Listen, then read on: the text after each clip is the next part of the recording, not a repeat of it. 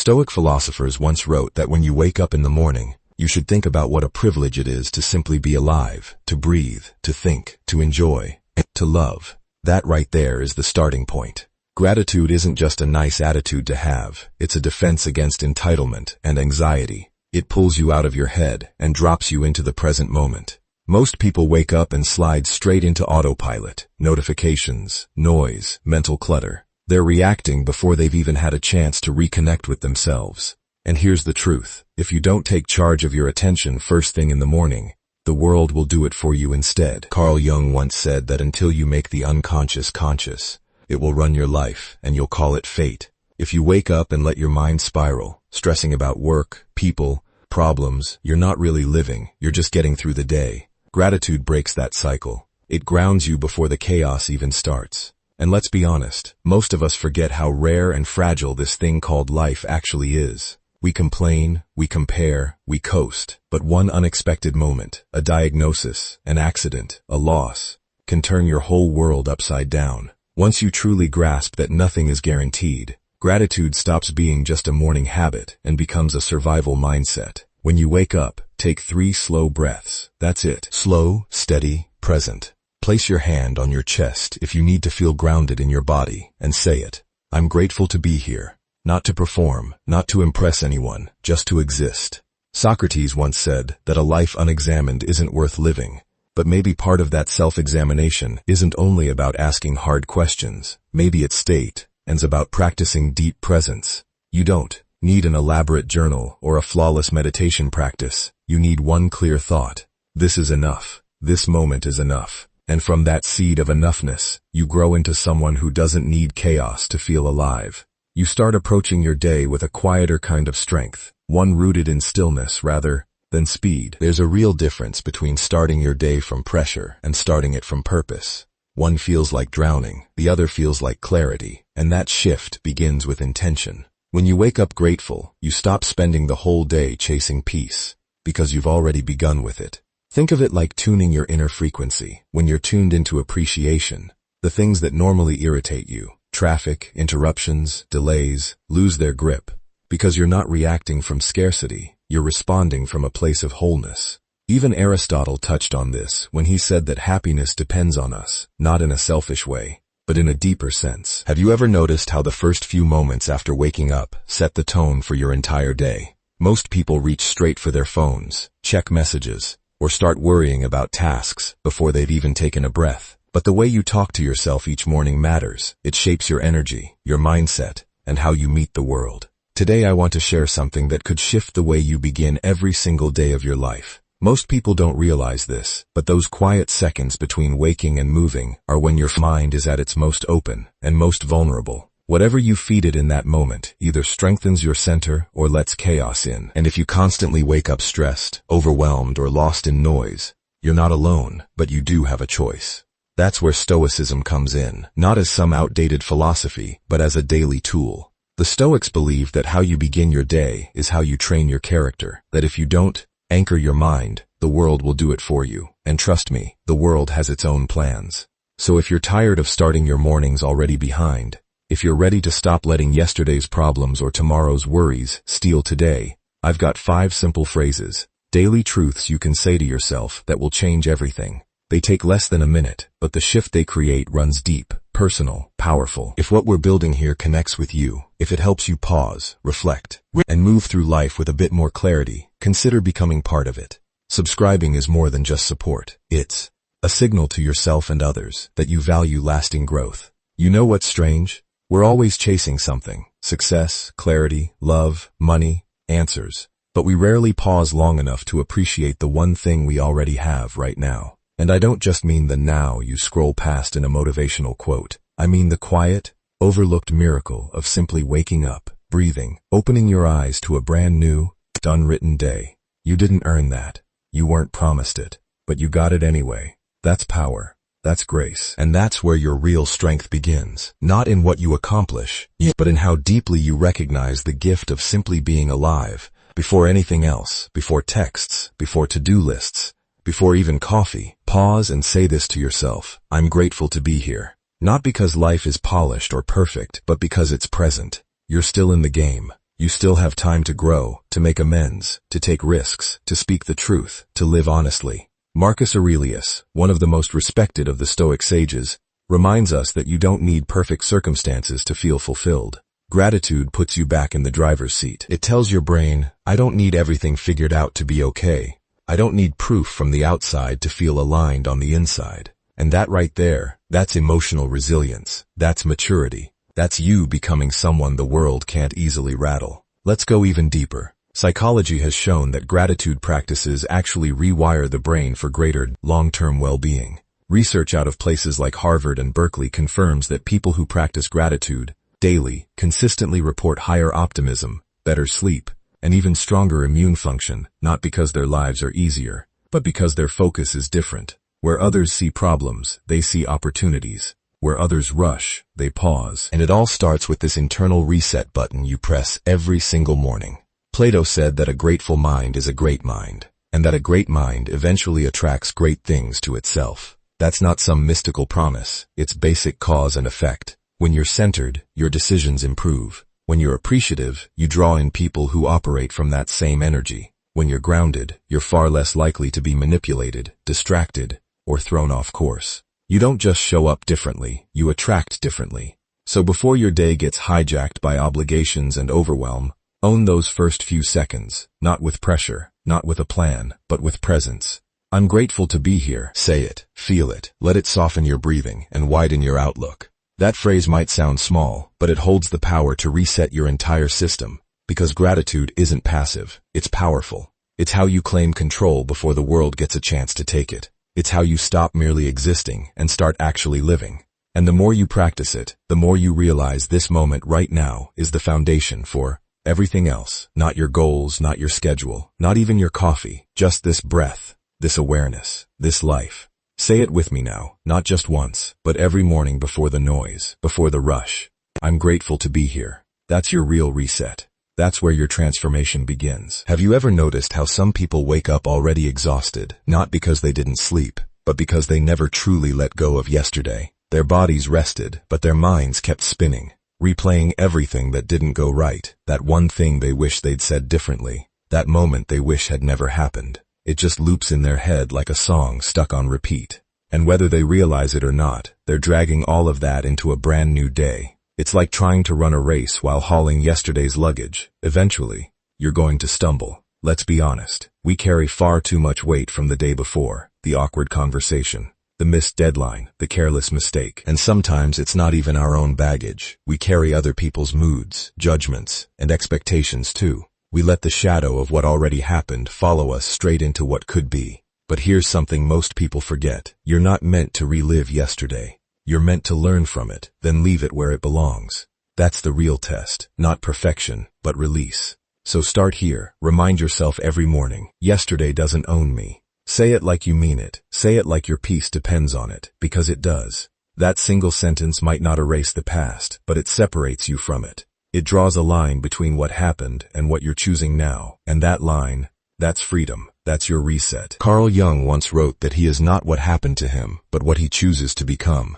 That line is pure gold, because what happened yesterday might explain your pain, but it doesn't get to define your path. You get to decide what story you tell yourself today. You get to decide whether you carry shame or strength, and that's the part too many people give away. They replay the worst parts of their life like unfinished homework. But at some point, you have to close the book and start the next chapter. The Stoics had a powerful take on this. They believed what matters most isn't the event itself, but how you respond to it. Epictetus said, it's not what happens to you, but how you react to it that truly matters. Yesterday may have been a mess. You might have said the wrong thing, lost your temper, missed your shot. Okay, but now what?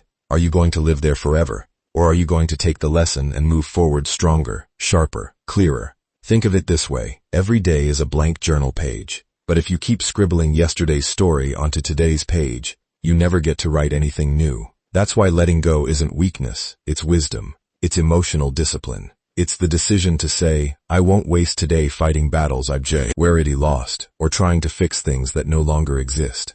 That's a kind of strength most people overlook, the strength to stop reopening the same wound. Socrates believed a life worth living was an examined one. But that doesn't mean picking at the past until it bleeds again. Examining doesn't mean reliving, it means observing, understanding, and then releasing. Take the lesson, leave the weight. And if that sounds too simple, ask yourself, what has holding on to yesterday actually done for you? Has it healed you, helped you, or just made your present heavier than it needs to be? Here's something practical. Picture the thoughts you're carrying, regret, guilt, embarrassment, as stones inside a backpack. Every morning before you get out of bed, close your eyes and imagine taking that backpack off. Literally picture it sliding off your shoulders and hitting the ground. Feel your body relax. Let that image become a ritual, because when you release it both physically and mentally, your nervous system gets the message. We're safe, we're free, we're starting fresh. Aristotle taught that habit is what shapes character. So what if you turned this release into a habit, not a one-time thing, but a muscle you build every single day?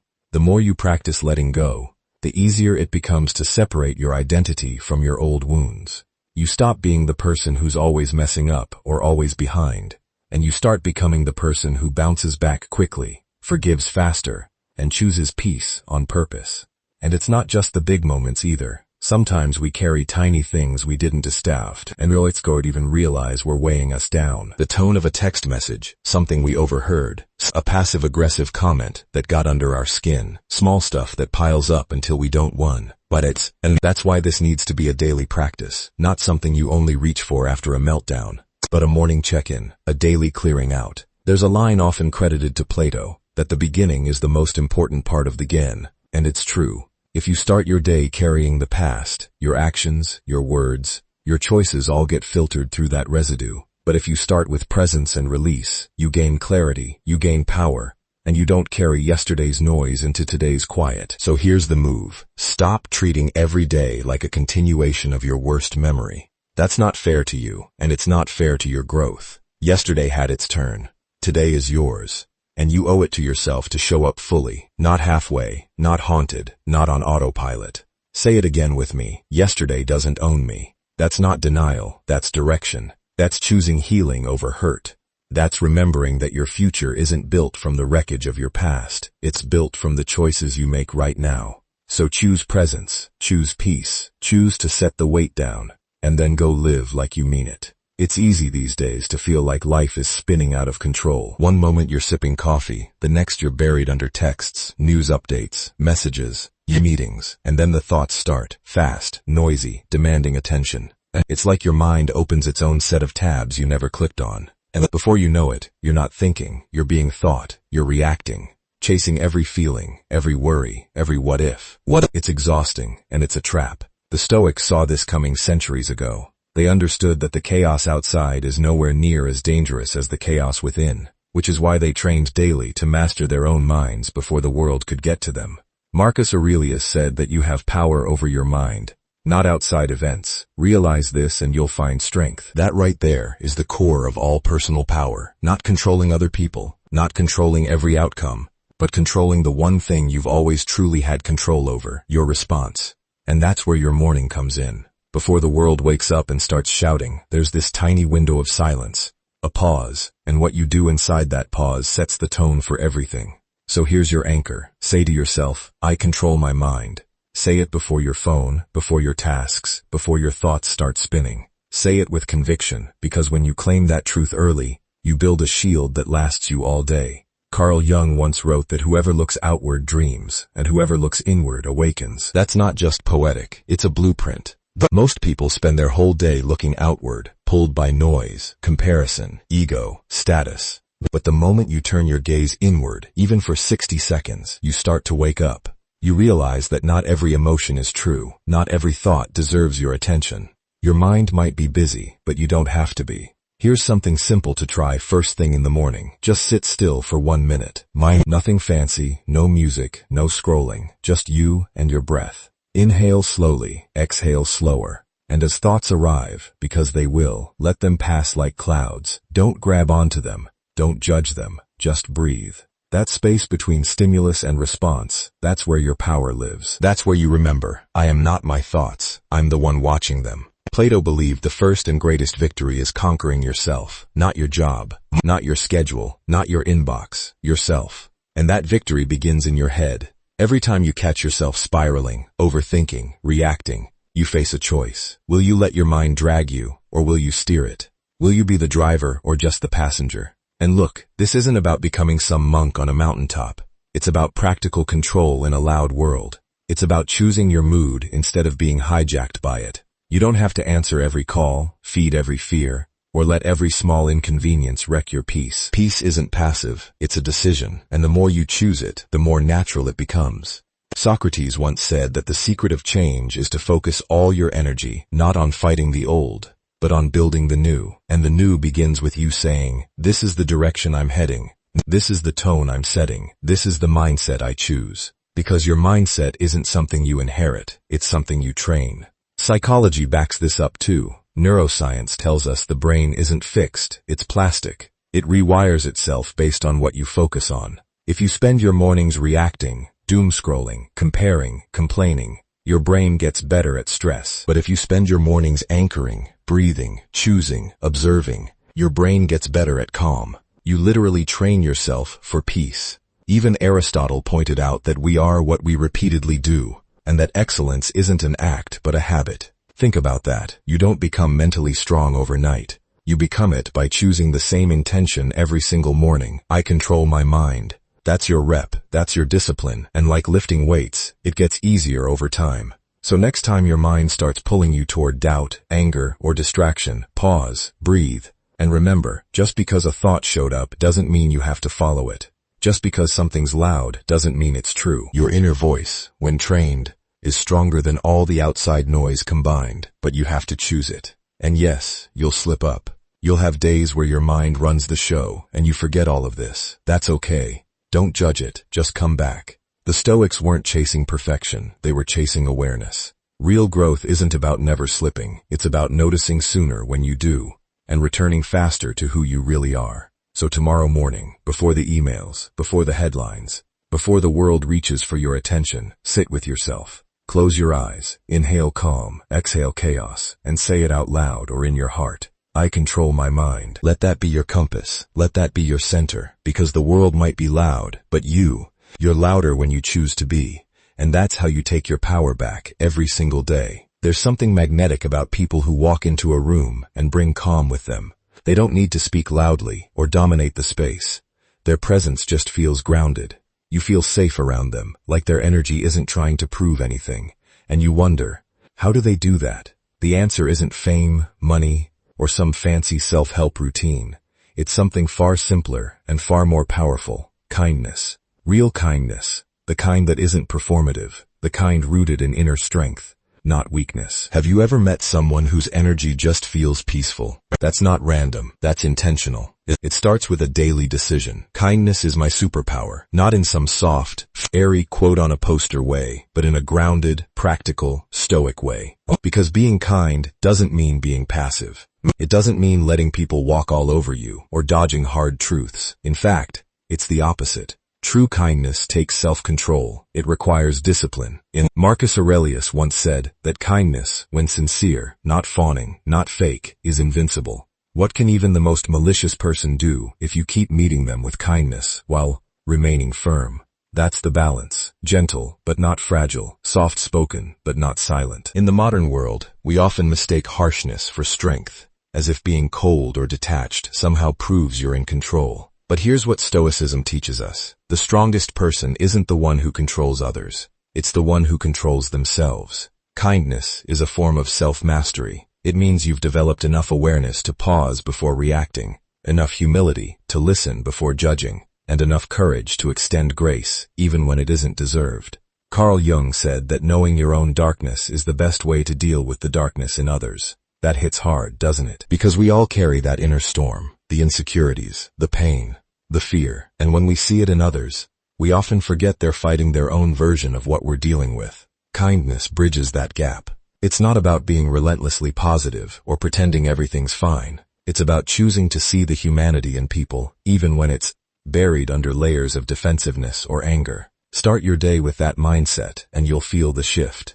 You'll speak softer, not because you're weak, but because you don't need to shout to be heard. You'll react slower, not because you're indifferent, but because you value peace more than being right. And you'll lead with patience, not because you don't care. when you bra, but because you understand that transformation takes time, yours and everyone else's. Socrates once said to be kind, because everyone you meet is fighting a hard battle, and he wasn't being poetic. He was being real. Most of the pain people project has nothing to do with you. It's their own stuff.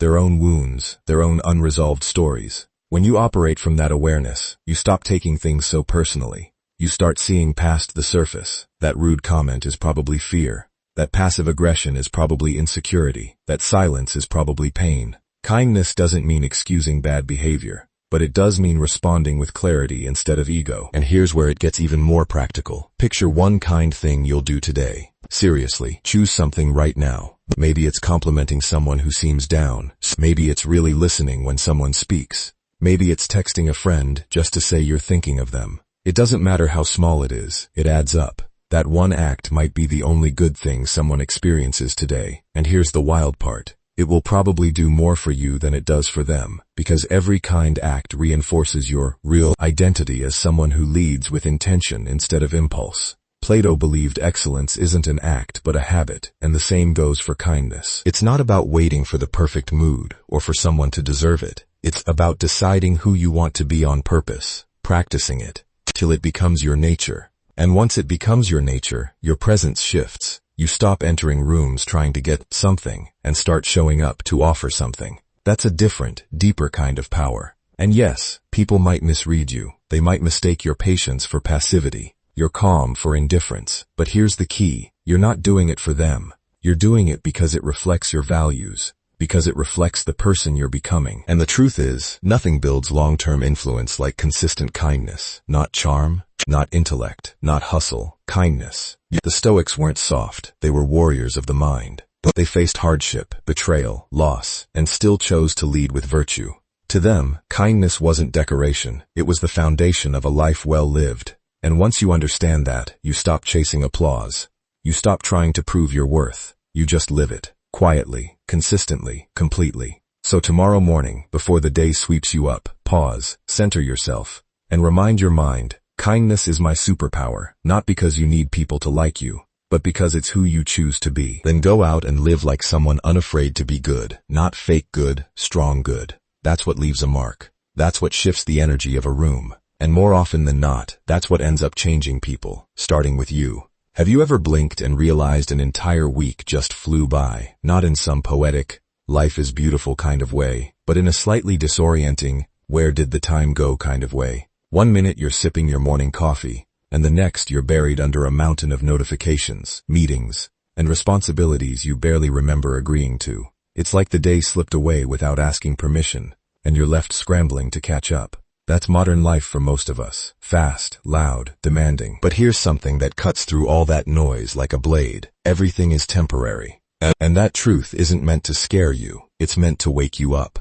The stress, temporary. The pressure, temporary. Even the joy, the peace, the good stuff, that too is passing. And that's exactly what makes it precious. The Stoics understood this better than most. They practiced what's known as memento mori. A daily reminder of mortality, not to be dark or depressing, but to stay aware. Because once you realize nothing is guaranteed, not tomorrow, not even the next hour, you start treating the present moment with more respect. Plato once said that time is the moving image of eternity that lands differently once you think about how little of it we actually use well. So much of our time gets spent regretting the past or worrying about the future. We rarely just are. But presence is a skill, a discipline, something you have to train, just like your body, your mind, or your patience. Carl Jung believed the ability to stay in the present moment is a major part of mental wellness, and that makes sense, doesn't it? Most of our anxiety lives in the future, most of our sorrow lives in the past. The present, that's where your feet actually are, that's where your breath lives, that's where your power exists. But we're so distracted we miss it. We miss the sunlight through the window, the taste of our breakfast, the way the air feels right before it rains. These small, overlooked moments are everything. So here's your reminder. Say it like you mean it. This moment is all I have, so I'm going to enjoy it. Not tomorrow, not later, now. This cup of coffee, this quiet space before the kids wake up, this conversation with a friend where, for once, nobody's checking their phone. Life isn't waiting to start. It's happening right now. And if you're not fully in it, you're not just missing time, you're missing your life. Aristotle spoke of eudaimonia, the idea of flourishing, of living a good and meaningful life. He didn't tie that to some distant goal or outside success. He tied it to virtue in action, to how you live each moment, how you show up with integrity, awareness, and intention. Enjoying the present doesn't mean ignoring your responsibilities. It means learning to fully experience whatever moment you're in, even the messy ones. Let's be honest though, presence is hard. It's much easier to distract yourself, to stay busy, to always think about what's next, because sitting still with yourself, that's where the real work begins. The Stoics called this inner stillness ataraxia, a kind of serene calm that isn't shaken by the outside world. And one of the fastest ways to tap into that calm is to slow down and notice the moment you'd verlome, that we're actually in. Whether that's brushing your teeth or watching the wind move through the trees, just let yourself be there. And look, this isn't about pretending life isn't stressful. It absolutely is. The world will keep moving fast. People will keep pulling at your time and energy. But when you practice presence, you stop giving your power away. You stop being ruled by urgency, and instead, you choose clarity. Seneca wrote that true happiness is enjoying the present without anxious dependence on the future. That's it. Not just surviving, but genuinely enjoying. And enjoyment doesn't have to be loud or dramatic. It can be found in stillness, in quiet appreciation, in the pause between things. So tomorrow, or even right now as you're reading this, pause. Take one deep breath. Feel it move through your chest. Notice where your feet are. Notice what you hear, smell, taste, touch. Be where you are, not where you think you need to be. Presence is power, because it brings you back to yourself, not the version of you that's performing, not the version that's planning or regretting, just you, here. Socrates, the master of questioning everything, once asked how someone could wonder about their travels when they still carry themselves wherever they go. The truth is, it doesn't matter where you are or what you're doing. If you can't be present, nothing will satisfy you. Not success, not status, not escape. That's why presence isn't optional. It's essential. You want more fulfillment, more connection, more peace. It doesn't come from doing more. It comes from noticing more. It comes from paying attention. It comes from choosing to enjoy the little things while they're happening instead of missing them and wishing later that you'd paid attention. This moment, this one, is already slipping away. Not dramatically, just quietly, like it always does. So hold on to it a little longer, appreciate it a little deeper, and remind yourself often, everything is temporary, so I will enjoy this moment. That mindset doesn't just slow down time, it stretches it, makes it richer, more meaningful, and over time you begin to realize, this moment was never small. It was everything, you just needed to notice. So as you move through today, whatever it holds, carry this truth with you. Peace isn't found in the next moment, it's found in this one, right here, right now. If this spoke to something in you, there's another video waiting on screen that dives even into building a life rooted in stillness, clarity, and inner strength. I think you'll find it powerful. Thank you for being here and for being part of Stoivara.